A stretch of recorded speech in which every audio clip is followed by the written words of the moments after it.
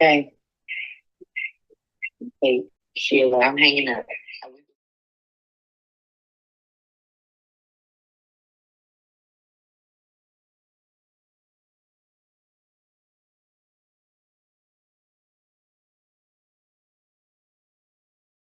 Okay.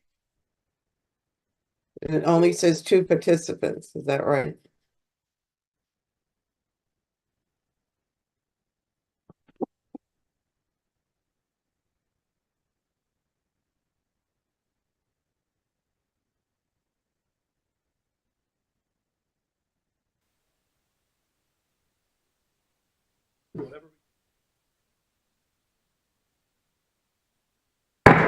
Calling the Finance Committee meeting back to order on February 19th.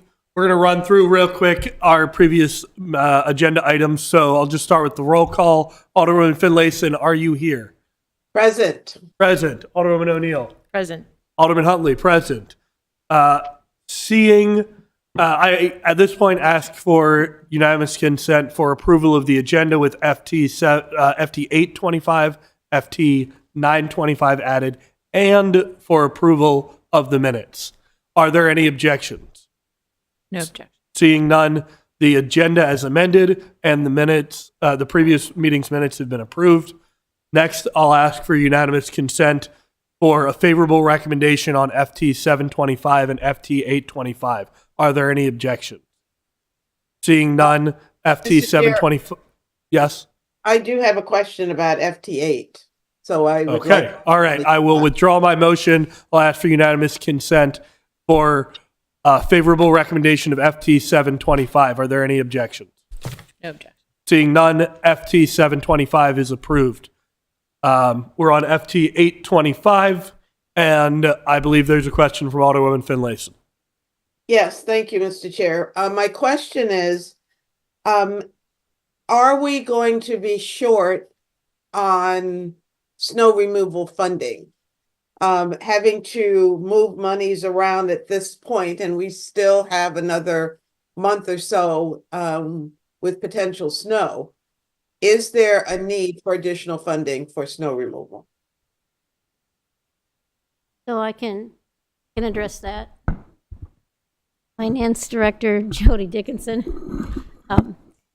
So possibly, I don't know how far this amount will get them through, depending on the storms.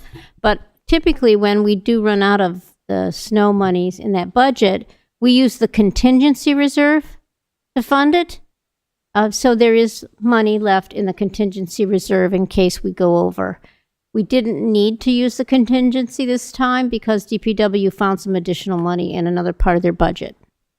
But if we do, there's a couple $100,000, right, in the contingency reserve in case we need to draw from there. Okay, thank you for that. So do we know what the amount for the shortfall is at this point in time?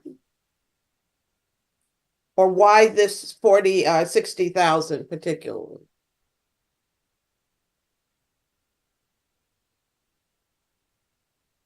Can you hear me? So the support that I have in front of me from DPW does anticipate some additional deliveries of supplies and contract services. So there is some projection forward here, but I can't tell you at this point in time how much they're short versus how much is estimated future. I think they're doing a lot of pre-planning in case we have a couple more events.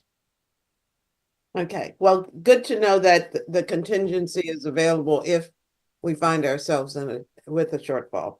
Thank you, Mr. Chair. I'll make a favorable recommendation for FT 825 if we're prepared. I'll second. All those in favor of favorably recommending FT 825 say aye. Aye. Aye.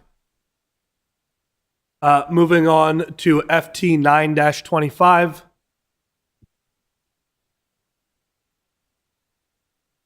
FT 9-25, which is the Transportation Department, and we are moving some funds from vehicle operations to vehicle maintenance contractual services. And I can understand why we need this. This seems pretty straightforward, like our previous one. Director. I see we have Director Moore here. Do you feel like there's anything more we need to know? Sounds like we're moving some money from one kind of making sure they're maintained to another kind of making sure they're maintained. Yes, good morning, staff. Marcus Moore, Director of Transportation. Yeah, basically straightforward, just moving it from one account from operations supplies to our R&M equipment account for upcoming for the last part of this fiscal year for things that we may need for vehicle repair. But pretty straightforward. What our request is, just a account transfer. Excellent. Are there any questions? Seeing none, is there a motion for approval of FT 9-25? Make a motion for favorable recommendation for FT 925. The council? Second. I think I just heard Alderman Finlayson say second. We might need to make sure the sound is up there. All those in favor of favorably recommending FT 925, say aye. Aye. Aye. All right, motion carries. Thank you, Director Moore. Moving on to our supplemental appropriations. I always love this kind of supplemental appropriation because it is a donation. That's nice. For Truxton Park improvements. So, are you here for that? Yeah. You want to come on up? Thank you.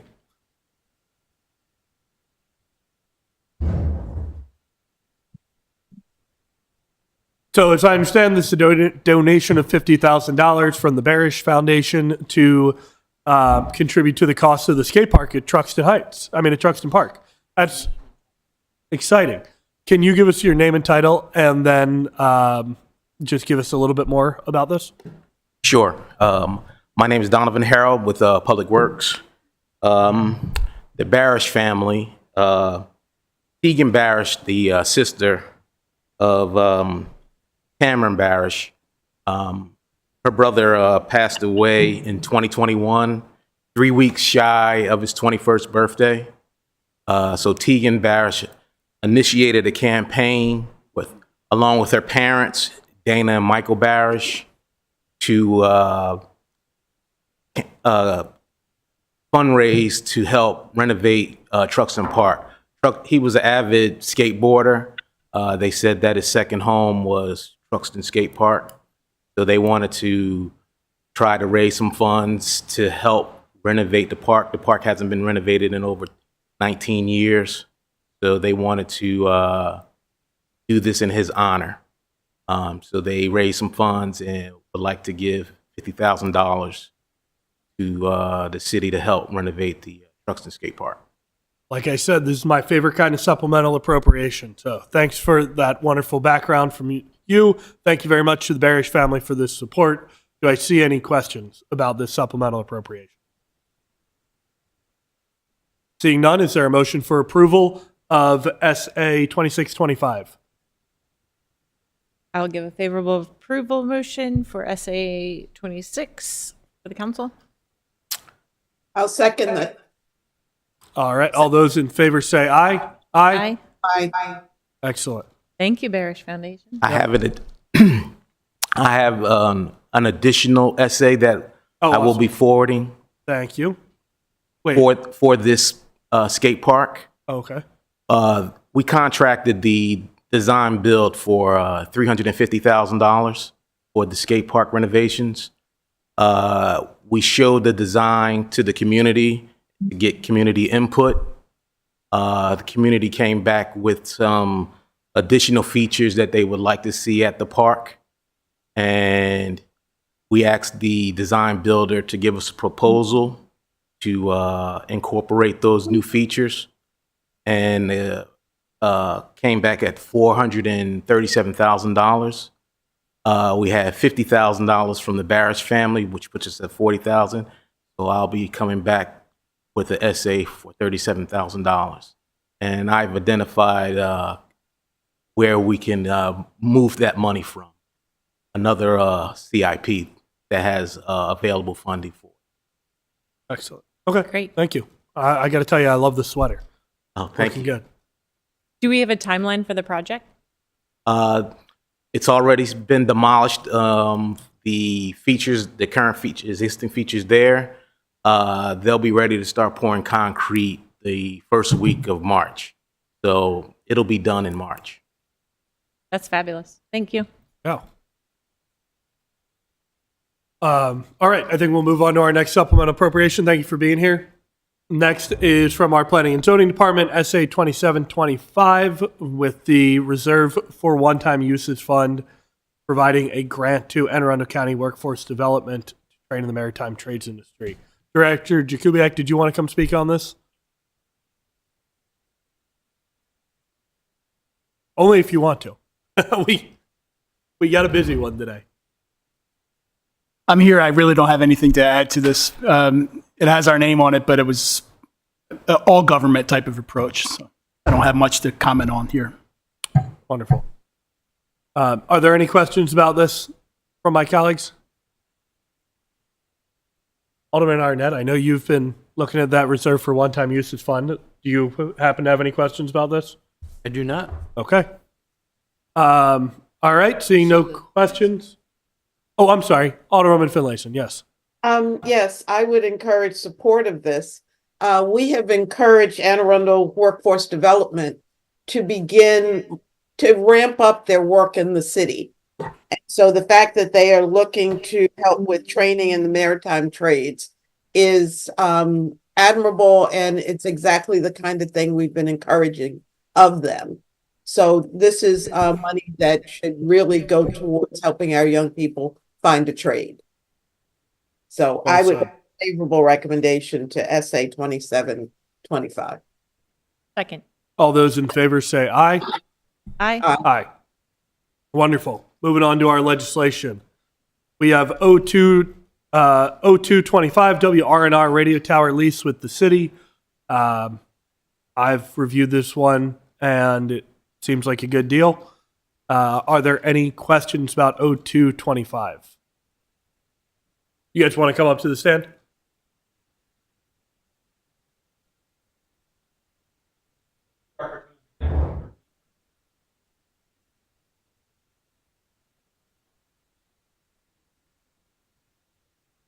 First time. That work? All right. I'm Kirk Litton. That's Steve Kingston, Cortona Media. Steve ran R&R for 25 years. Looking forward to working with the city again and bringing our community voice back to the town. It's important and needed, and I'm just happy you guys are moving forward with it. And I'm happy that it is being provided as is.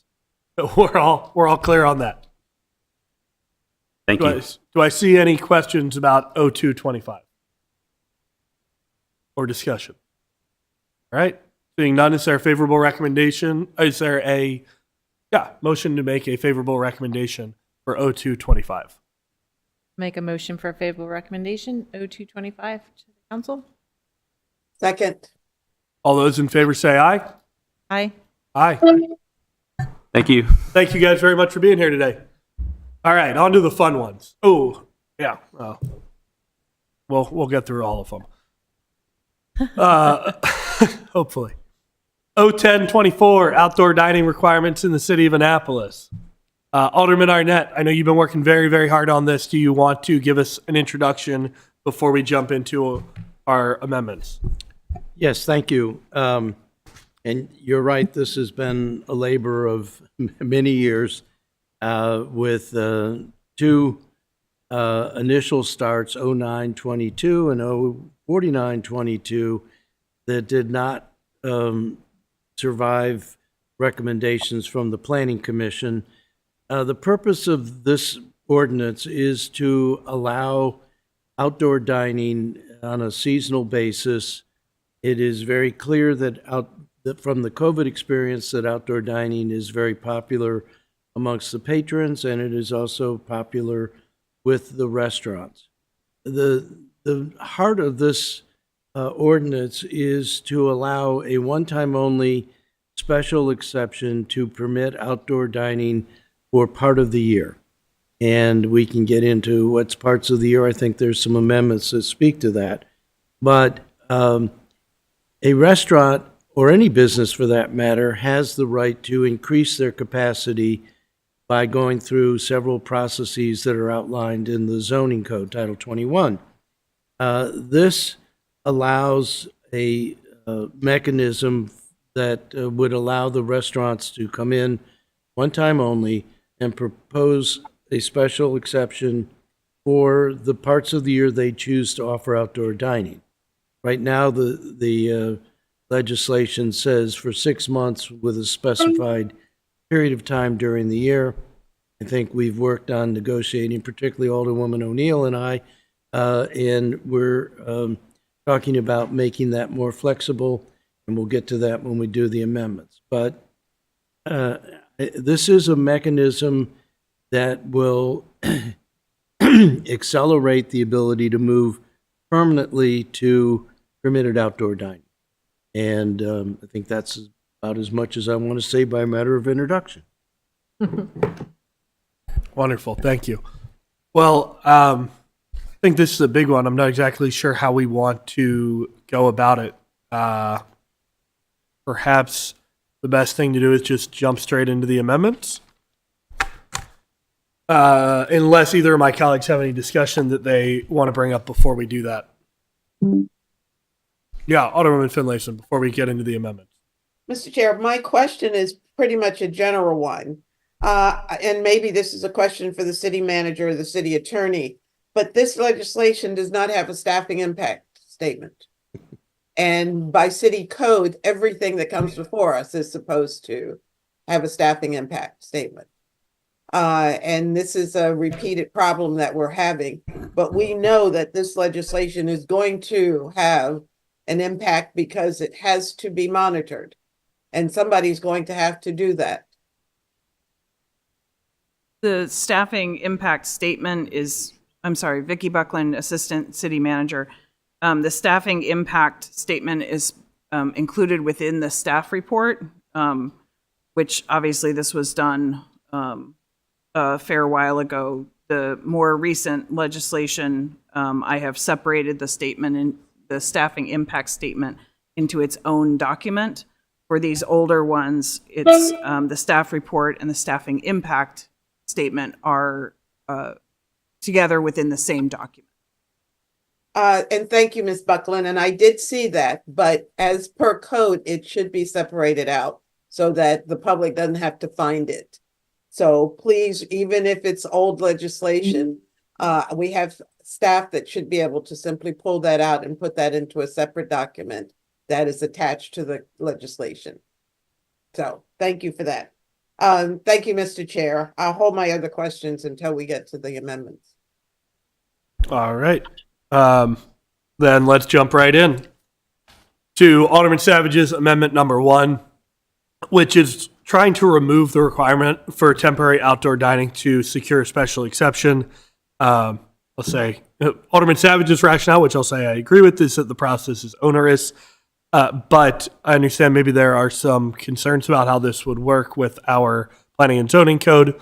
So maybe city attorney, you want to take this one? Sure, yes, sir. Mike Lyles, city attorney. We reviewed the amendment and we wrote a formal opinion about Amendment 1. Removing a special exception requirement is not legally sufficient unless the code, the zoning code is changed, which right now for restaurants in all zones, they are not permitted as of right. They are only allowed under a special exception regime. And so you can't remove the special exception without changing your zoning code relating to restaurants first, and that's not done here.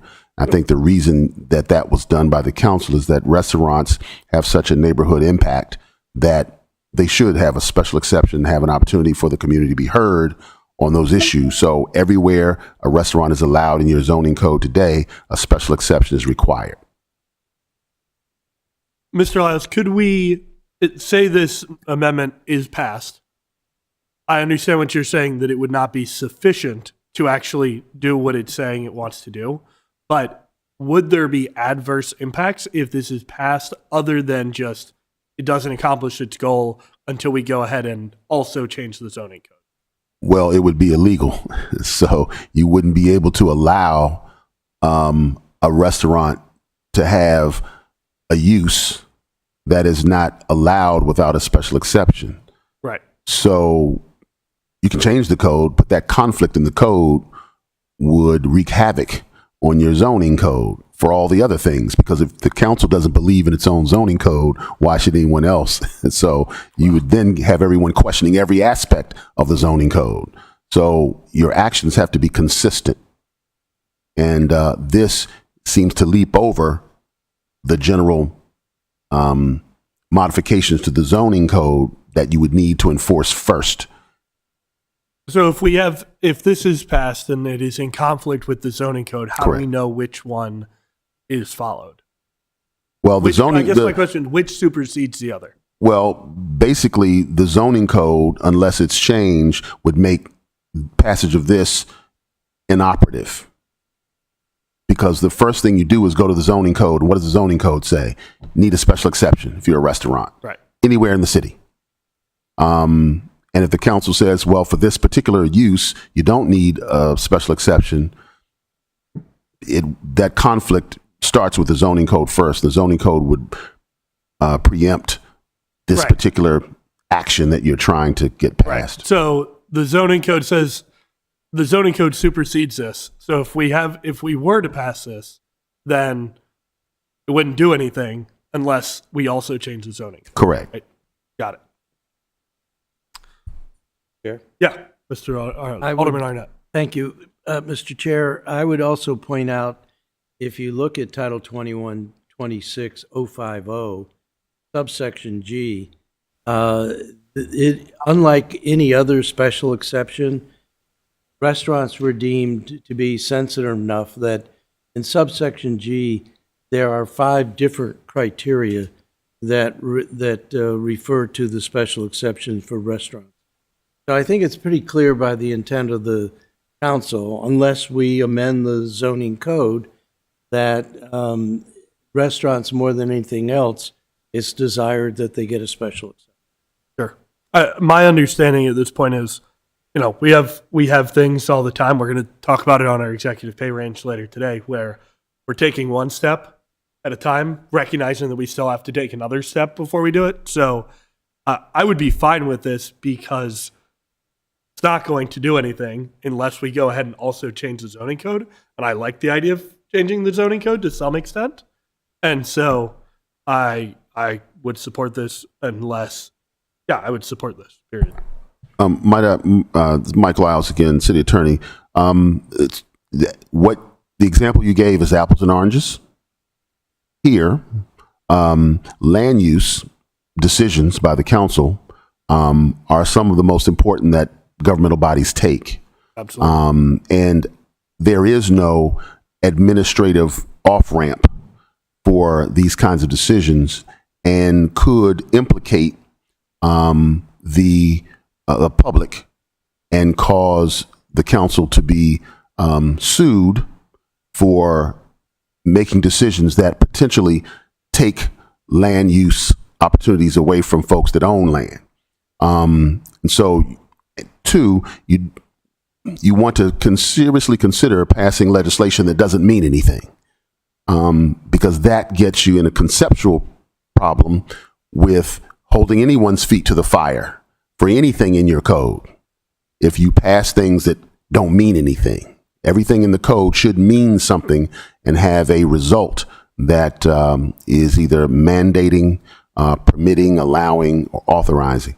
With respect to the other topic of salaries and pay ranges, that's really administrative, doesn't affect the public. It's internal operations of the city to which you've authorized a governmental structure with a lot of authority to take those actions. And what they're asking in that regard is for approval of an internal process that technically will be administrative to you. So different than land use, and of less, importance in the environment of people coming after the city and suing the city for doing things incorrectly. So just want to highlight that. I hear what you're saying. I think nobody wants city to get sued. We also want I want folks to be able to do more with their own land. I think that's good. And so I don't know that it makes sense to keep debating on this one. Are there any questions? Yeah, I was going to say, Alderman Finlayson. Yes, I am going to oppose this, and I would encourage the committee to do likewise. We have heard from our city attorney that this amendment does not meet legal sufficiency. It is illegal for us as the body to take an action knowing that it contradicts what our city code says. And I think it's a bad habit for us to get into, making decisions that are contradictory and do not meet, according to Mr. Lyles, our city attorney, does not meet legal sufficiency. So I would encourage us to oppose this amendment. We know it is inappropriate at this time without us changing the zoning previously. Thank you. Thank you. Alderwoman O'Neill, anything?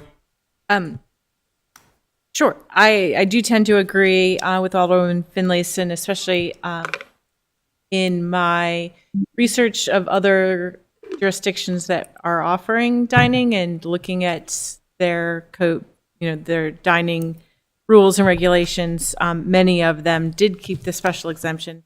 As Alderman Arnett indicated, it is a one-time special exemption. They don't have to get it every year, but we do have the ability to, if there is a bad actor, withhold the license for the following year, but they don't have to reapply for the special. So I would be offering an unfavorable recommendation for Amendment 1 to the council. I'll second. Okay. All those in favor say aye. Aye. Aye. All right. Moving on. Amendment 2, also from Alderman Savage. And really, I think we ought to look at Amendment 2 and Amendment 3 together, because in many ways they're overlapping. I can speak to Yeah, I was going to say, maybe I'll turn it over to Alderwoman O'Neill to talk about that. Thank you. Mr. Chair, I'm sorry, but I don't have Amendment 3 attached. So do you have that in paper form or? They should have been emailed to you, Alderwoman Finlayson.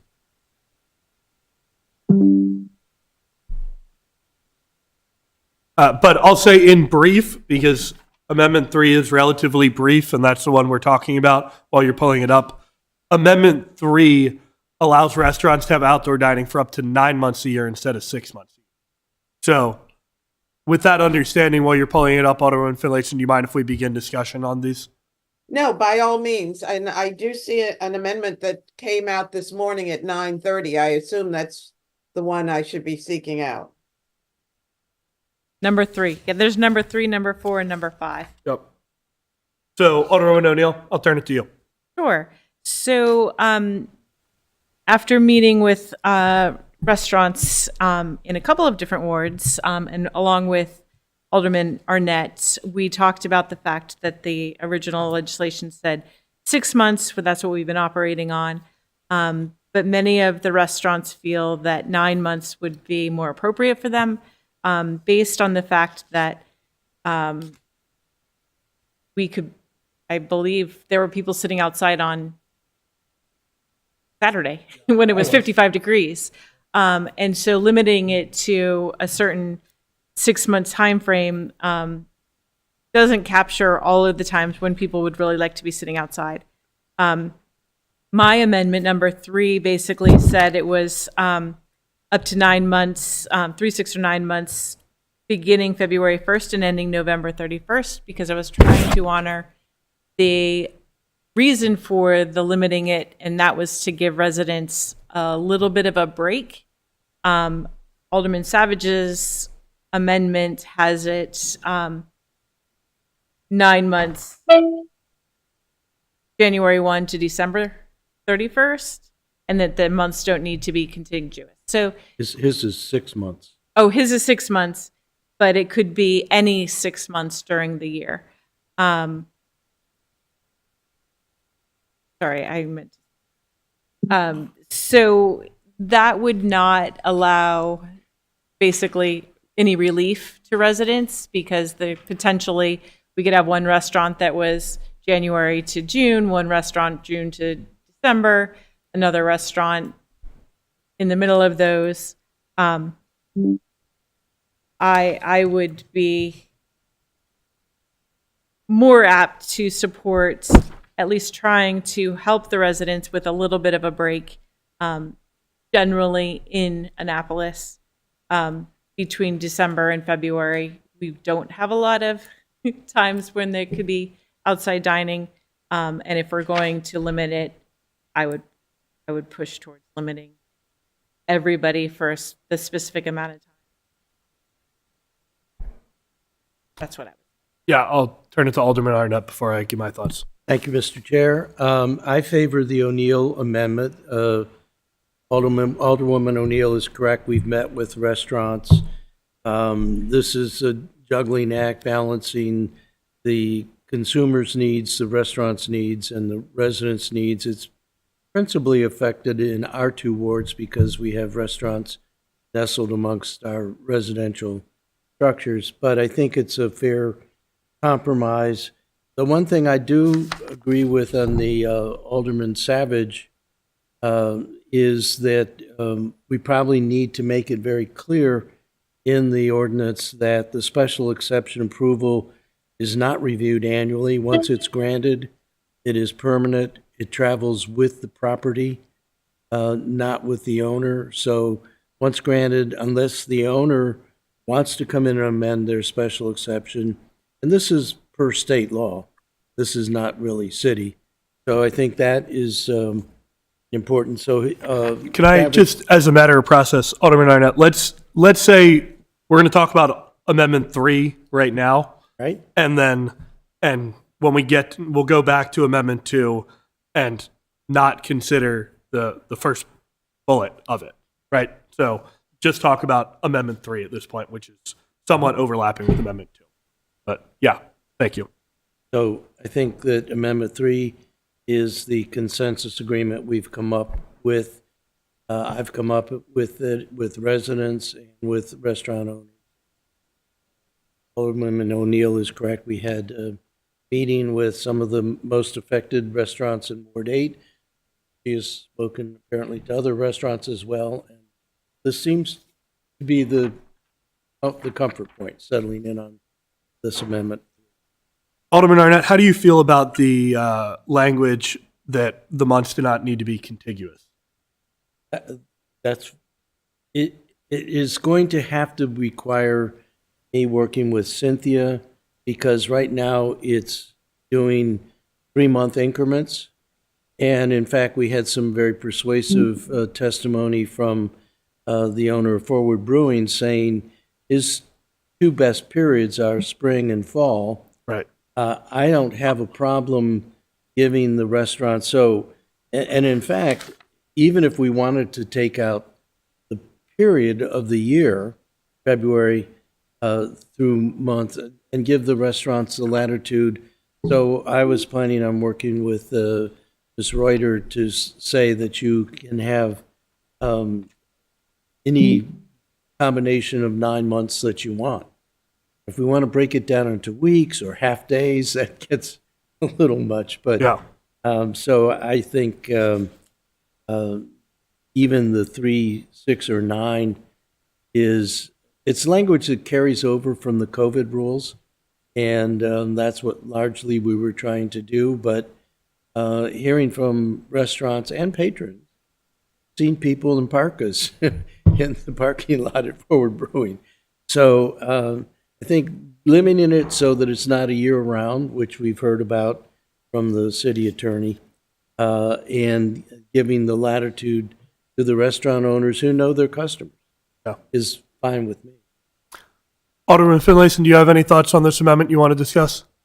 Yeah, my question is why we're putting the dates in when we're giving 3, 6, and 9 month increments. You know, we have had very warm Christmas seasons, and when folks have been able to sit outside. So I'm not clear, and maybe Alderman Arnett, you can help me understand why February through November, you know, when we've had other opportunities outside of that window. I agree with you, and I think I just said that. Yeah. The period was a carryover. However, the restaurants do need to specify when they are doing their outdoor dining and when they're not. Otherwise, how would you know how to enforce? So, It isn't an option that you can be open whatever day you want if that strikes you. So that is taken care of by the 3, 6, or 9. You want to be open Christmas Day, then that's in one of your time periods. But we do have to have some kind of specification as to what time period they're operating. so I'm going to propose 2 amendments to Amendment 3 that I think we should vote on separately. And each of these amendments would apply to both the first part here and the second part here in Amendment 3. My first amendment is to add at the end, and the months do not need to be contiguous. At the end of what? I'm sorry, add at the end. So after what is currently November 31, and the months do not need to be contiguous. So, Mr. Chair, we're talking about 1 subsection 2 at the end of what's in blue on my copy. Precisely. Yep. And that this would apply to both 1 and 2. Can we say the months need not be contiguous but need to be specified Sure. in their special application? Sure. And the months do not need to be contiguous but need to be specified. I'm happy with that. Is there any debate on this amendment to the amendment which I have just proposed? Seeing none, is there a second? Sorry, I should have asked this before. Is there a second to the amendment which I have just proposed? Oh, a second. Yeah. Second? Yeah. Okay, great. Thank you. All right, I'll call for a vote on the amendment to Amendment 3, which would add at the end of both of these sections. And the months do not need to be contiguous, but need to be specified. All those in favor of that amendment say, oh, we got Mr. Lyles. Hold on. I'm sorry, Mr. Chair. Yeah. The word contiguous kind of gave me some concern. I think it may be better to say continuous versus contiguous. Contiguous usually refers to 3-dimensional space, land, and use, as opposed to continuous, which refers to time events. It's just a better, clearer word, I would propose. Thank you very much. Thank you, I Mr. Chair. appreciate that guidance. So I'll accept that as a friendly amendment to the amendment.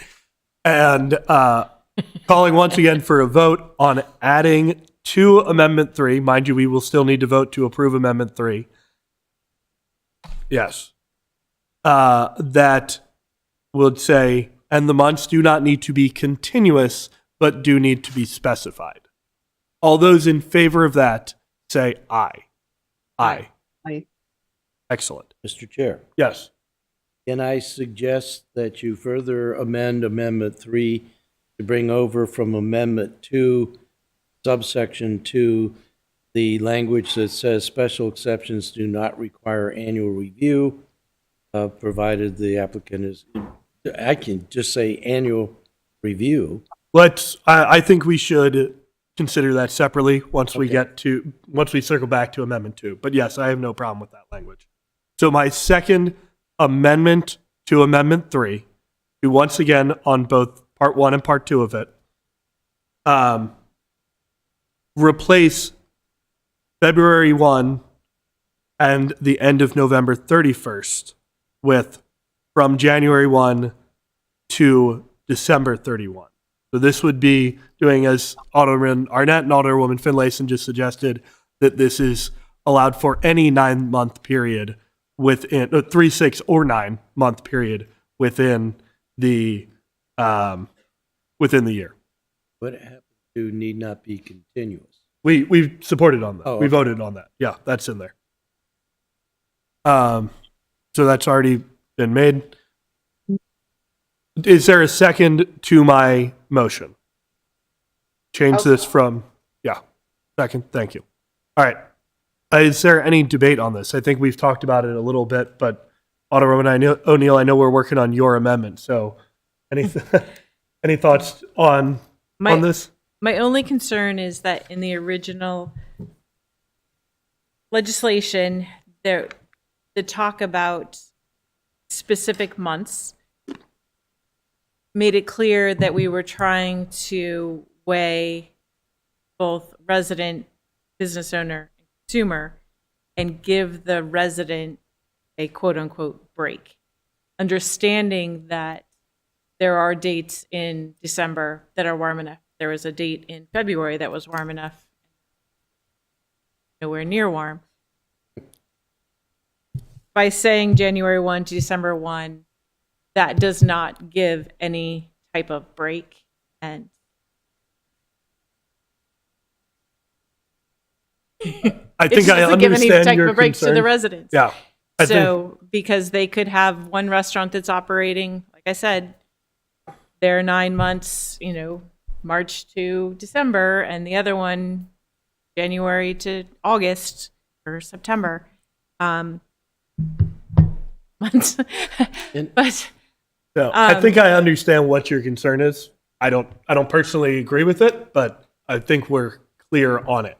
Is there any additional debate? It does, and we've debated and gone back and forth about this seasonal versus temporary. I mean, this does, the way it stands with the original amendment, it connotes a seasonality to it. I have no strong feelings, but I am trying to juggle the interest of the nearby residents and having them know that there's time certain where they're not going to be dealing with these. But I'm not willing to compromise wherever way. Alderwoman Finlayson? Thank you, Mr. Chair. We are setting up a process where restaurant owners have a period of time based on their own selection of when they will have the outdoor dining. The residents, unfortunately, will not have a calendar that they can count on when there won't be opportunities for outdoor dining. So whether we do it for 9 months or 12 months, the system is still the same. And so that's what we're putting in place. And so I am, very supportive of the amendment that we make it from January to December, because the restaurant owners will decide when those time periods will kick in for the dining. Thank you, Mr. Chair. Thank you. All right. So the amendment to the amendment, which is on the floor, is that we replace between the start of February 1 and end of November 31 with from January 1 to December 31. I think I already had a second for it, so I will call for a vote. All those in favor of the amendment to the amendment, say aye. Aye. All those opposed, say nay. nay. The amendment passes. May I ask our City Council Associate to read out Amendment 3 as amended? Oh, I can do it. All right. So Amendment 3 as amended now reads in two separate sections. One is for the street cafe and one is for the seasonal parking lot dining. But both read, permit shall be valid for 3, 6, or 9 months from January 1 to December 31, and the months do not need to be continuous.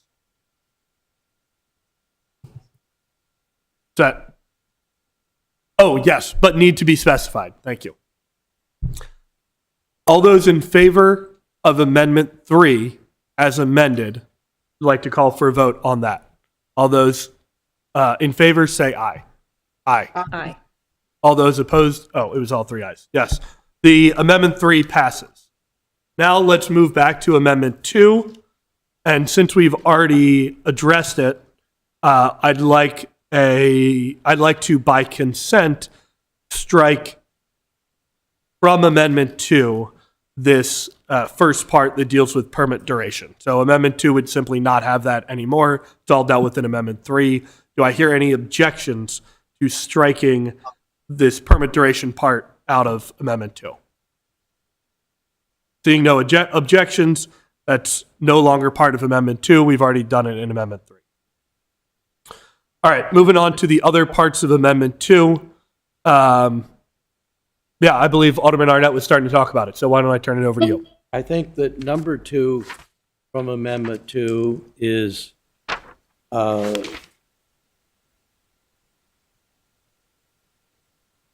well, you might want to look at subsection D as it is on the sheet.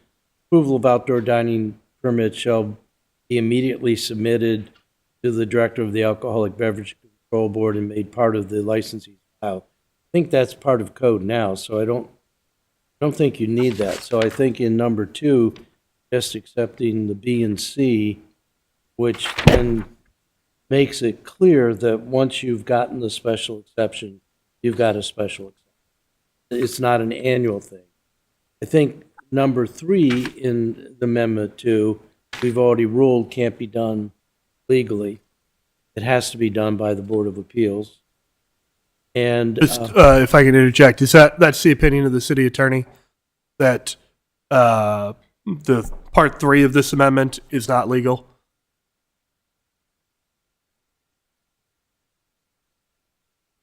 You mean the paragraph 3? Yeah. It replaces Board of Appeals with Director of Planning and Zoning. Yeah, that's legally insufficient. Okay. Sorry, please continue, Alderman Arnett. all right, I have to look at number 4 on page 8. To see, I think I agreed with Rob about this, but I need to look at it specifically. And that's on line 8.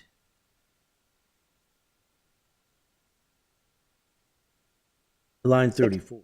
18. I'm not sure what this is doing.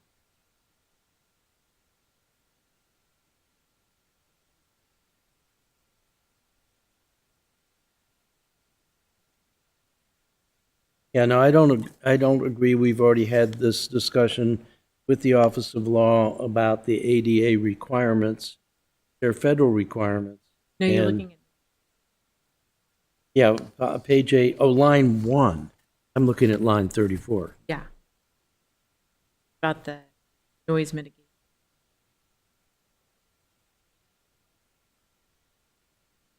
Right, is it already in the code that if you do a tent, you have to get a permit? It's an auxiliary structure. I'm not sure why he wants to remove that, but it's No, also... we're just striking noise mitigation devices because that's already Oh, it's a mentioned duplicate elsewhere in language. the Yes, application. okay, that's fine. So that part, and then we got to look at Yeah. page 15 also. Yeah, I think actually that might have been something I suggested to Alderman Savage originally, was removing noise mitigation measures from the tent, because that's really not that department's purview, and also it's done elsewhere. And then on page 15, strike lines 16 through 18. Yeah, because again, this is already included in a different part of the application. So I think 1 has already been taken care of by Amendment 3. 2, I think, is acceptable. 3 is not legally sufficient, and 4 is acceptable, cleaning up. All right. So I'll ask unanimous consent to strike 3 out of this amendment. Are there any objections to that, given that it is legally insufficient? Seeing none, we've removed part 3, in addition to having already removed part 1 from this amendment. Amendment 2 now consists of only parts 2 and 4. Mr. Is Chair, there any? Yeah, yes, Alderman Finlayson. I've had my hand up. I'm not sure we're appropriately taking this action, we can't just strike from the amendment without creating our own amendment. So you were saying that your amendment now would be to Amendment 2 to strike all of what is number 1. And correct me if I'm wrong, I just want to. Well, we already did strike all of what is number 1. We did that. Did we do that by amending the action? Yeah, I asked for unanimous consent to amend the amendment, and there were no objections at the time. So then I did that again for part 3, and there were no objections. So we've struck parts 1 and 3 already out of this amendment. So our amendment 5 or 6 or whatever would be striking all of 1, all of 2. No, That's No. we've already struck all of 1 and 3. I already made a motion. There were no objections. It happened. I understand that, but what I'm saying is, I think we need a motion to amend this amendment. And Mr. Lyles, correct me if we don't need if we can just go in and strike what we want from this amendment without making a new amendment. Michael Lyles, City Attorney, what would happen at the end of this portion is you would be offering a recommendation to the council to pass Amendment 2 with changes. That would be your eventual motion. What you're doing now, the process leading up to that is appropriate. The chair asked for consent. There was no objection to moving those changes with consent, and we're at the process of reconfiguring Amendment 2 so that it has a motion to be passed by this committee with amendments to Amendment 2. So you would not need another amendment. You would just be approving, recommending Amendment 2 with changes. Okay, so we are amending Amendment 2. Correct. So, and we're at this point only talking about paragraphs 2 and paragraphs 4. So, is there any discussion on paragraphs 2 or 4 of Amendment 2, which I believe Alderman Arnett has indicated he's amenable to both? Is there any further If discussion? I offer a motion to give a favorable approval to Amendment 2, striking paragraphs 1 and 3. Is there a second to Alderwoman O'Neill's motion? I'll second it. Excellent. All those in favor of Amendment 2 as amended, or of making a favorable recommendation of Amendment 2 as amended, say aye. Aye. Aye. Excellent. All right, moving on. Amendment 4 from Alderwoman O'Neill. Yeah, I will just turn it over to you to explain. So Amendment 4,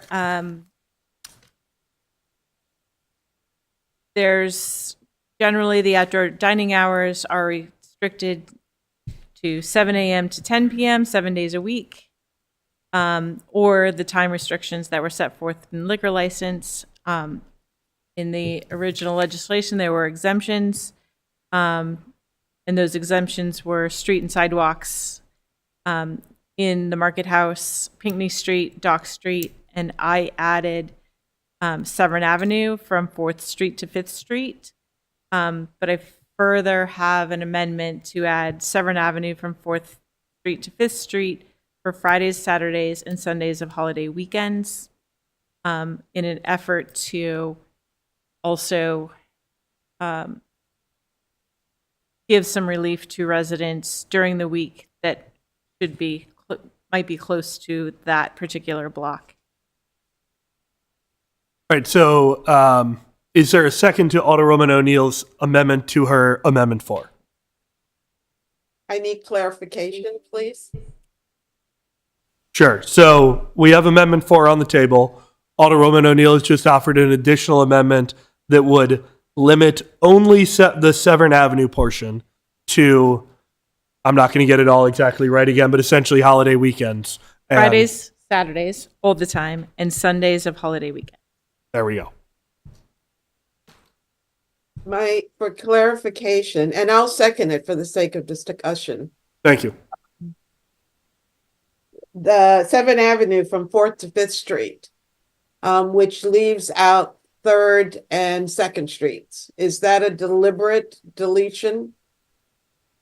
Because there are residents that live on between those blocks that I've mentioned. So this is adding an extra hour. Generally, it's 7 a.m. to 10 p.m.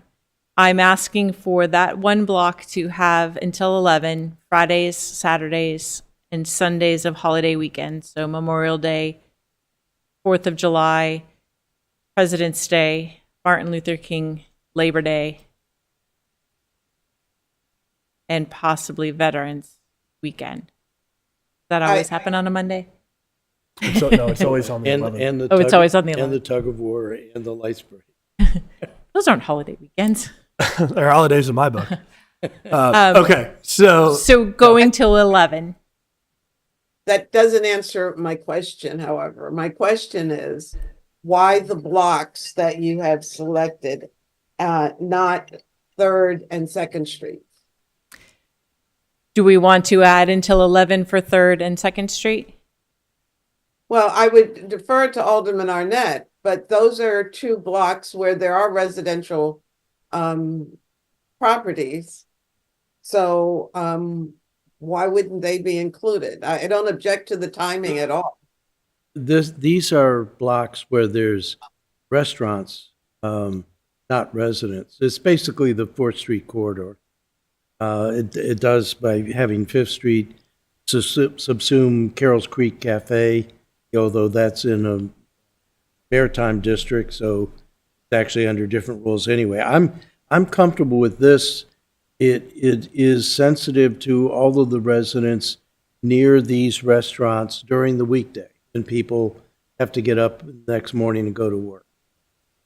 I guess I'm thinking about Tecumseh and the restaurants that are around the 3rd Well, Street that's true. restaurants, as well as 2nd Street, Chart House.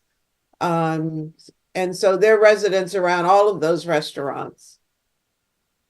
Can I, just for clarification's sake, those restaurants will be under the 7 a.m. to 10 p.m., as will the restaurants that are between 4th and 5th, Monday through Thursday, Sunday through Thursday, 7 to 10, but we're asking for this block to have the opportunity on Friday and Saturdays to go till 11. Alderman Arnett, would you object to this, to an amendment that specifies 7th Avenue from 3rd Street to 5th Street? Or 2nd Street.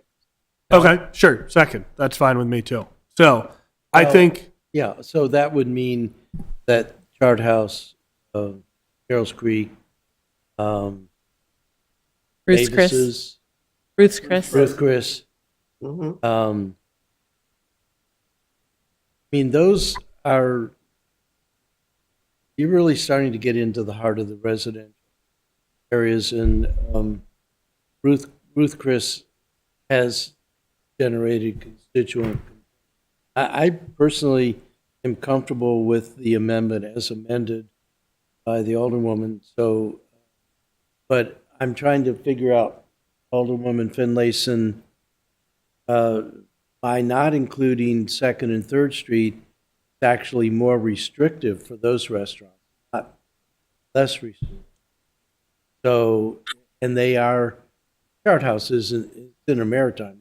It's not really the same thing for Carroll's Creek.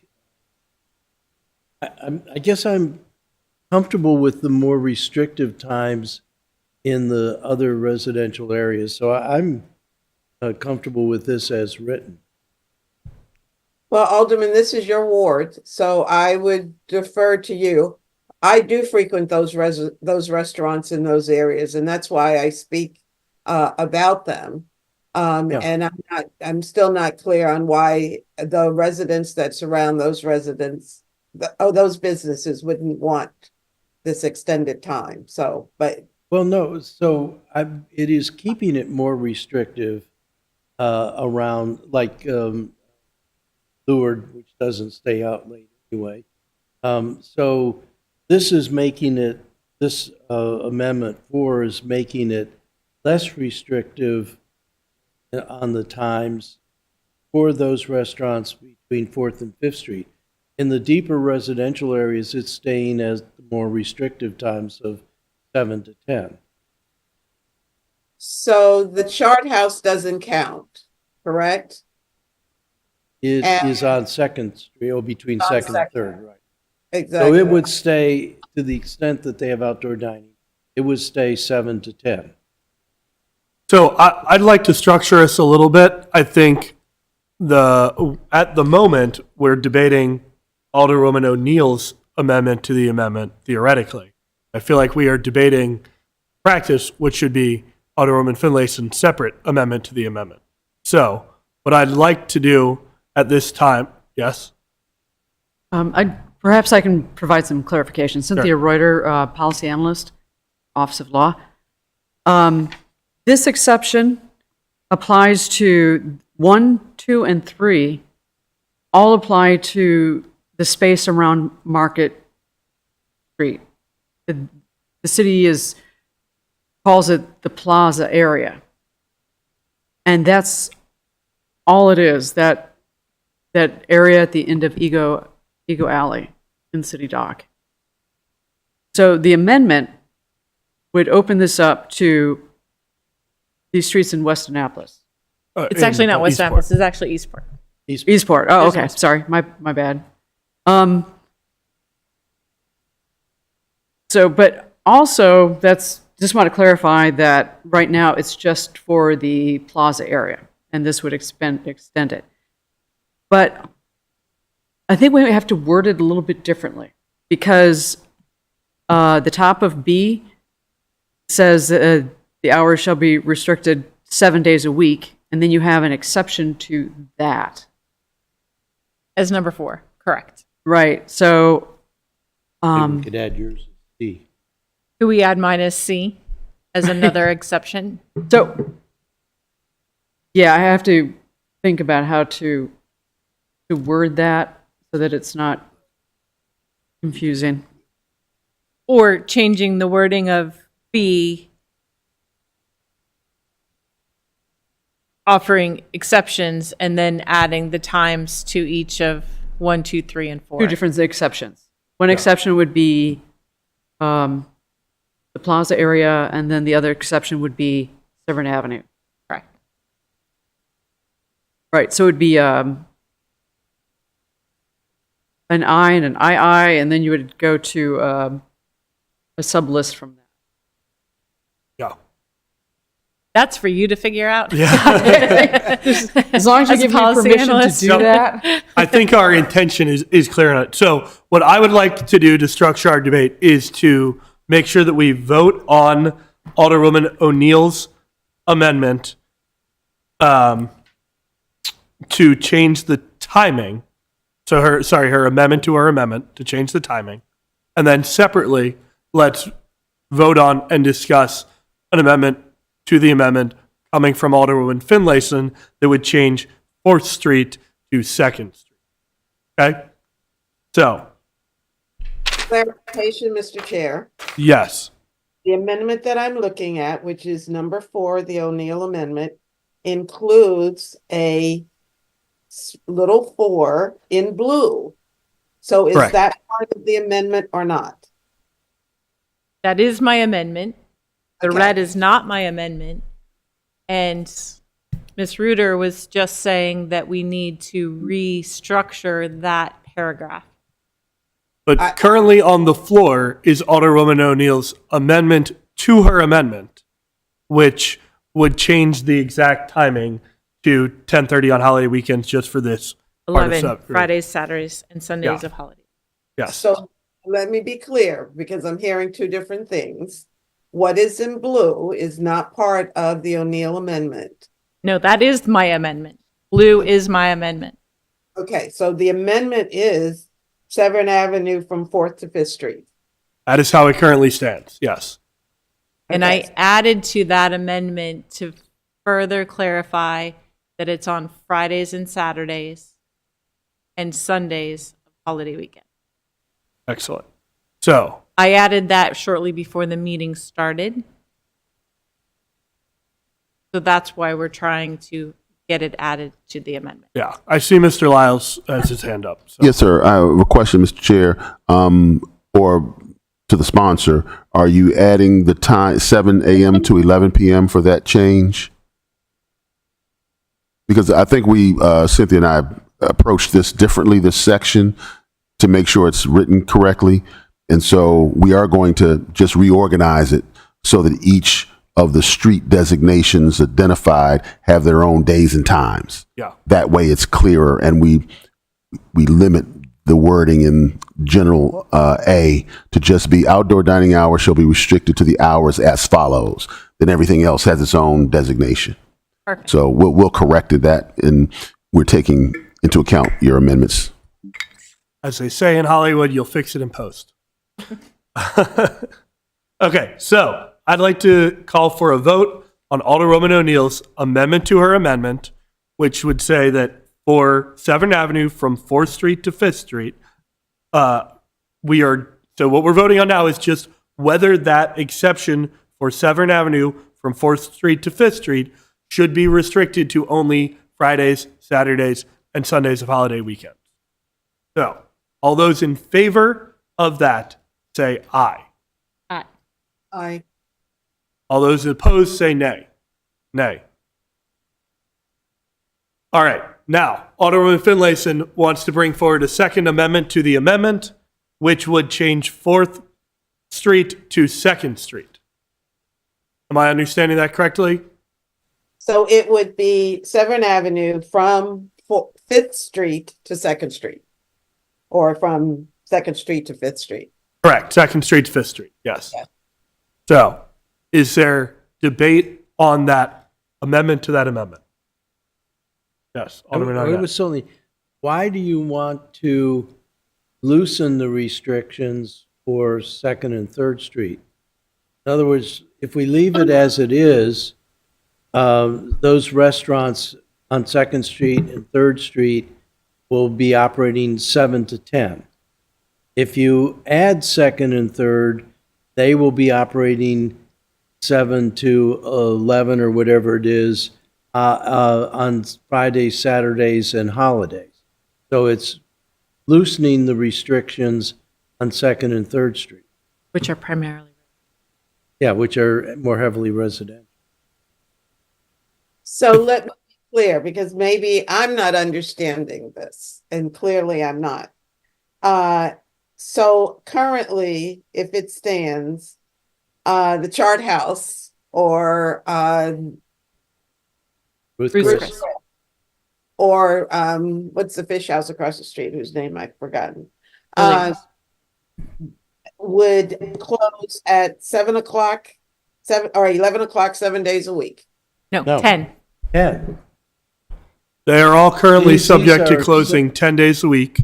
With your amendment to the amendment, they would be subject to closing 10 days at 10 p.m. most days of the week, but 11 p.m. Fridays, Saturdays, and the Sundays of holiday weekend. Would you still like to bring forward this amendment?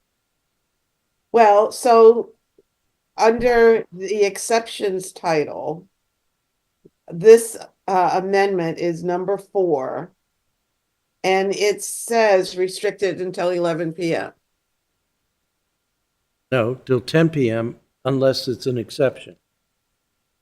So go up to A, everybody is doing 7 to 10. Right. Everywhere.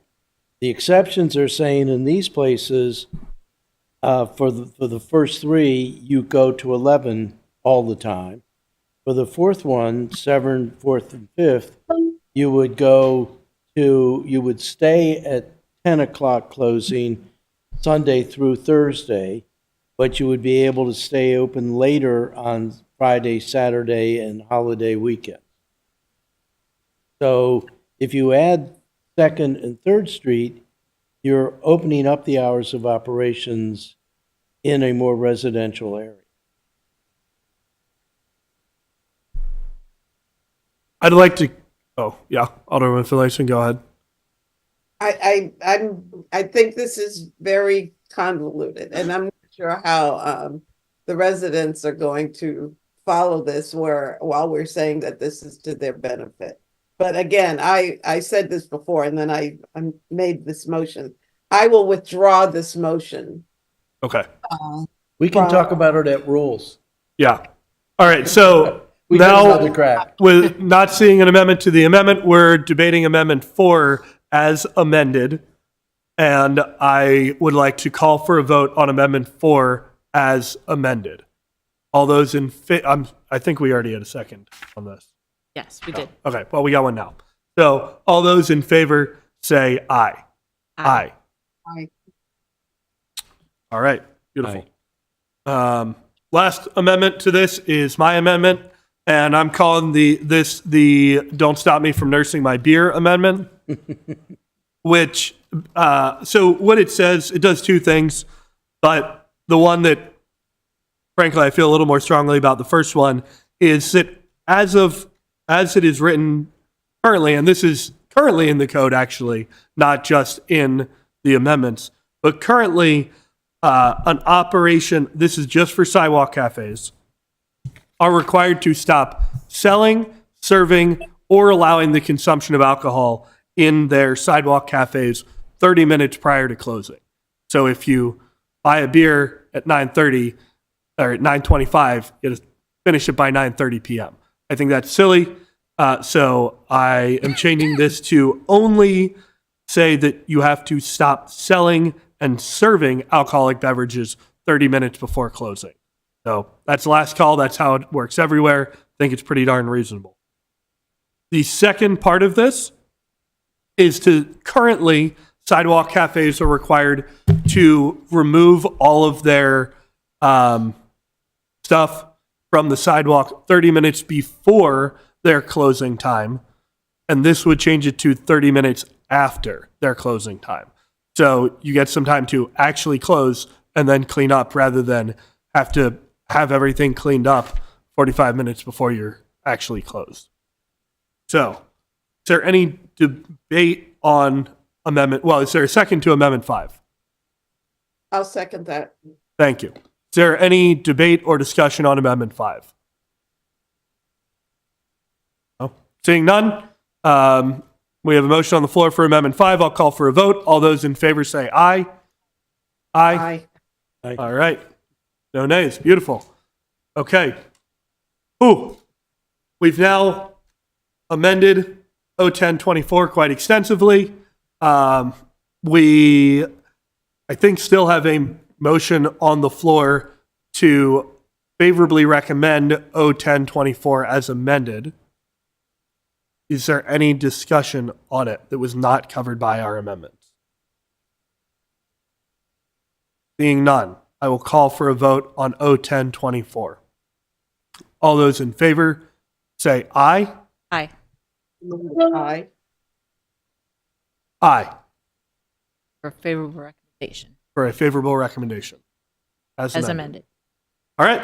Whoa. That was tough. That was a hefty one. Glad we got through it. Thank you, folks. Thank you, Alderman Arnett, for all your hard work on this. Thank you. Just a question for all of us. When this gets to the council for a vote, usually we do second and third reader.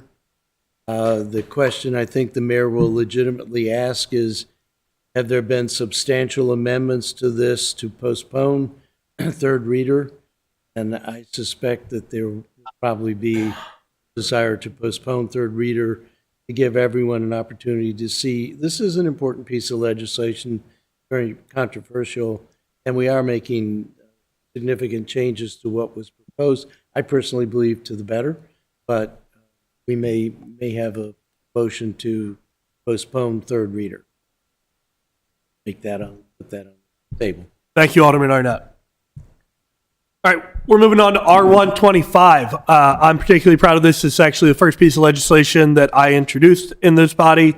And what it does is just say that the end of Thompson Street, which is currently already city-owned, but is theoretically managed by the Department of Public Works, will be designated as a street end park so that it can be maintained by the Department of Recreation and Parks, who are better equipped to do that.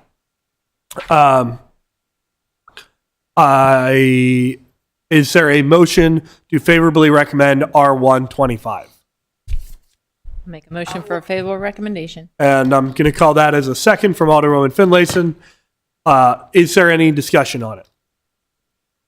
Seeing none, I'll call for a vote. All those in favor of R125 say aye. Aye. All those opposed say nay. The ayes have it. R2-25, demonstration program to build green roofs on city bus shelters. This is from Alderman Gay. It establishes a demonstration program for green roofs and requires the inclusion of that project in the city budget. Is there a motion for approval of Mr. R2-25? Or Chair, favorable recommendation? Yeah. And recommendation for R220. yes. And is there a second? Second. Okay. I think we're going to discuss it. I see Director Dickinson's hand up. Yes, I wanted to stipulate that the resolution itself does not do anything to the budget. That if you want that put in the budget, you're going to have to make sure there's an appropriation established in some way. So if it affects this fiscal year, you may have to do some kind of amendment. Yeah. My read of this legislation is that it should be a budget amendment rather than a resolution. So I do not plan to support it. So it's my understanding that the budget amendments have to come from the administration, the supplementals and the fund transfers. Those have to originate from the administration, so you'll have to work through that channel Sure, for but any this kind is, of budgetary impact. but since this is for FY26, it would be a budget amendment to the budget when we consider. Okay, so when that process comes up in May and June, make sure there's an amendment for this in there, or work with the mayor to try to get it into the proposed budget. Yeah, that is my preference as well. So I lean against voting for this. I think it's just not part of the process that we have. We have a good process, and I'm not sure I want to spend the money on it anyway, but separately, we have a clear process for it. So I believe we're debating the motion to favorably recommend it, which I've just said I am not in support of. So Vote before the vote is called. sorry. So I guess, can I take the temperature of my colleagues and see if they are leaning towards approving this favorable recommendation, or would someone like to offer a unfavorable recommendation? Mr. Chair, I think there's a motion on the floor. Is Right. there? To give a There favorable is. recommendation? So I'm going to call the question. Okay. All those in favor of making a favorable recommendation for R2-25 say aye. Aye. Aye. All those opposed say nay. Nay. All right. Well, I guess the ayes have it. Gosh. Okay. Moving forward. R6-25 is nonprofit vendors doing the fall 2025 boat show.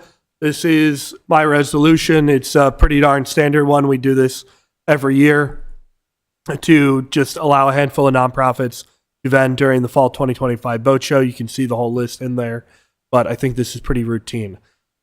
So is there a motion to favorably recommend R6-25? I'll make a motion for favorable recommendation of R6-25. Council? Second. All right. All those in favor say aye. Aye. Aye. Aye. All right. Moving on. R7-25. Similar to the last one, this is a pretty common. We do this every year. Itinerant merchant sales in the historic district, but it does have to be authorized by the council. So, is there a motion for a favorable recommendation on R7-25? Can we have it? Sure.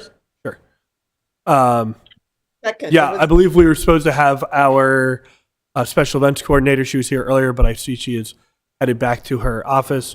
So, yeah, I'm happy to answer any questions on it or maybe our city manager. I'm not ready to give a favorable recommendation to this yet because I've offered questions at least one of the applicants.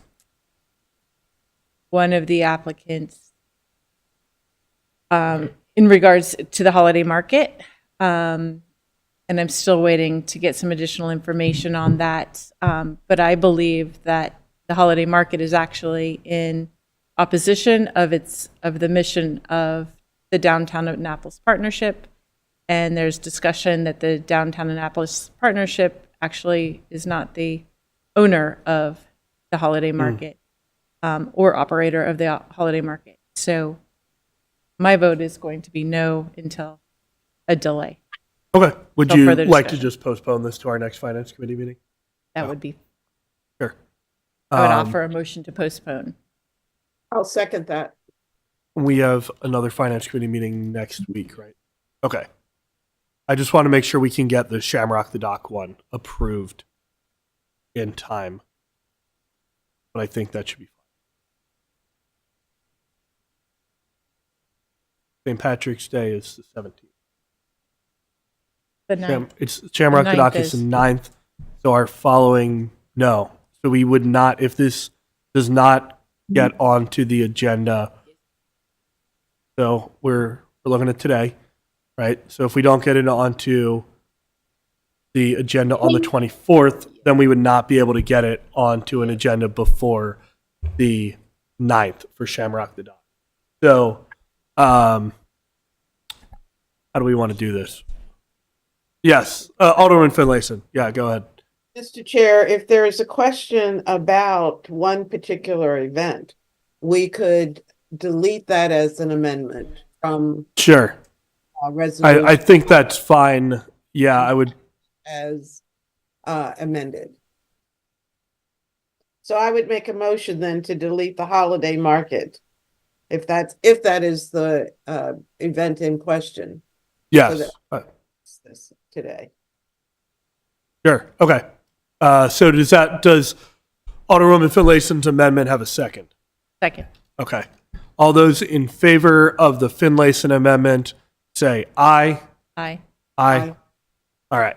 And then, so I would like to move forward with the holiday market, but I understand we have a lot more time with that than with the other ones. So, given that we do have some urgency in getting the Shamrock the Dock one done, let's, I think we have a motion on the floor to make a favorable recommendation of R7-25. Is there any further discussion on it? Mr. Yes, Chair, Alderwoman Finlayson. that would be as amended. Right, as amended. Thank you. Is there further discussion? Seeing none, I'll call for a vote on a favorable recommendation of R725 as amended. All those in favor say aye. Aye. Excellent. Thank you. Oh gosh, I've lost my agenda here. R5320. Oh yes, our favorite. So we're moving on to R5324, and I see our director of HR has perfect timing. She just walked in to talk about changes to the executive pay ranges. And I know that at least myself and Alderwoman O'Neill do have a hard stop at 12:30. So let's see how far we can get on this in the next 10 minutes.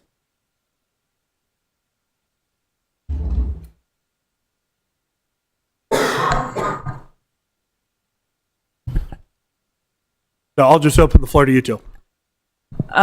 So obviously, this is an item that has been under discussion for a little while. Committee's asked for data in a couple of different ways. One of the pieces of information that the committee had asked about was, in some sense, a look at what a concern about a divergence between pay at the director level versus kind of everyone else, and that trend line looking different than what's happening with the rest of the staff within departments. There's a particular piece of analysis that's in front of you just to sort of give you some reassurance that the trend line across every single department over the last several years shows the opposite, where that, we have continued to ask more of those directors, the proportion of their salaries compared to the rest of their departments has been going down over recent years. And so, I appreciate the concern that the committee has raised. I will say again, this ends up being a budgetary question and one that council gets to vote on directly. But I did want to provide that context of that hasn't been what that picture has looked like over the recent past. Aside from that, obviously, the proposal on the table is here. And I think if you have questions or if there's any particular, Mike's able to join us if you want to provide any context. Yes, Michael Malinoff, City Manager, back this piece of legislation. And I don't want to go on too long, but I think whenever you do a class and compensation study, it seems that this area always becomes the raison d'etre for questions. I want to assure you of a couple of things. First of all, your professional staff, myself, Finance Director, HR, certainly Vicki, have spent a lot of time on this. We are experts in our field. This is what we do. We felt it prudent to go out and hire an outside consultant with a particular expertise in this field, and we did that. And we've been working on this for a couple of years, and we feel that the recommendations are within the range that is in the workforce in our region and reflects a professional document that we were engaged with. I think that you can pass this, and if you have additional questions on particular people, places, positions, that you will have time to address that during the budget and later. We're not locked in like perhaps a union scale, which, by the way, we've already utilized from the study. And yielded very positive results in our negotiations. I'd also say, because I hear second or third hand and sometimes directly about this position or that position, that you need to look at it not based on the individual who's there now, whether it's any of the positions. I was chiding Vicki this morning because when we were trying to get a increase for the position of the assistant city manager a couple of years ago, it was hotly debated by this body and wasn't unanimously supported, and I think was a 5-4 vote for the council. And I kept saying this helps us attract good quality people, and in fact we did attract a good quality person. And then ironically, during this whole process, being a modest person, Vicki was also trying to downplay the position reclassification that came about because she didn't want to stand out. And I said to her then, as I say now, it's not about the person, it's about the position. Position is reflected in what was looked at by our consultant and by our professional experience and knowledge. So I just wanted to say that this doesn't close the door on your ability to review and address these, but you're kind of running up against the budget coming up shortly, and then the council election. And so I would encourage you to move forward with this, And if you have additional individual issues, address them as we go forward. There are a lot of other positions that are also being held up. I know Alderman Savage has been asking about particular ones in the deputy city manager's office, and it just is becoming difficult to hire people because of it. I can certainly add more, but for the sake of your 2 minutes, I'm not trying to filibuster, but I just encourage you to pass this favorably. And if you have future questions, take advantage of it with ample opportunity during the budget. Is there any discussion from my colleagues? Questions? Yes, Alderman Finlayson. Keep in mind, though, we are a little short on time here. I'll be quick. For several years, I have promoted the action that this resolution is taking, and that is in elevating our HR department and our IT department to department status.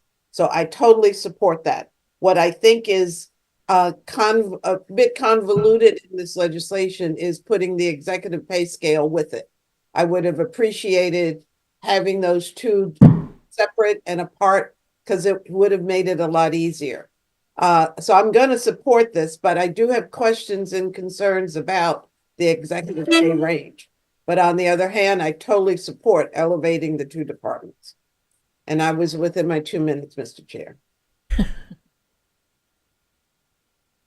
I concur with Alderwoman Finlayson. But that's all. All right. Well, I believe there's a motion on the floor to approve this, to favorably recommend R5324. And I think I'll call for a vote. So, all those in favor say aye. Aye. All those opposed say nay. Nay. Motion passes. Thank you. Steve, we have a couple items on our agenda to the general discussion, but down to a minute left. I know we have our finance director's update in writing. Thank you. So, thank you. Sorry. We have our finance director's update in writing. I think we'll save our HR update for the following meeting. And seeing no other business, I'll move to adjourn. Second. Thank you. Thank you, everyone.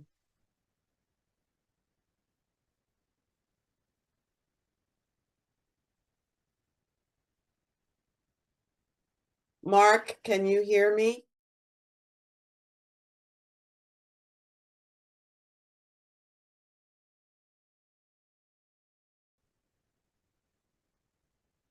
Yes, hi. Just want to confirm everything's going to be straight for the afternoon environmental matters meeting.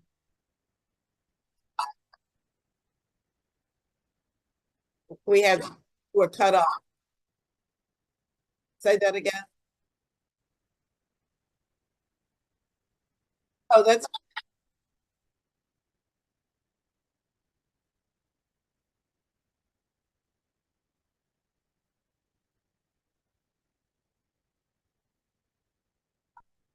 okay. So could you resend the link, or is it the same link?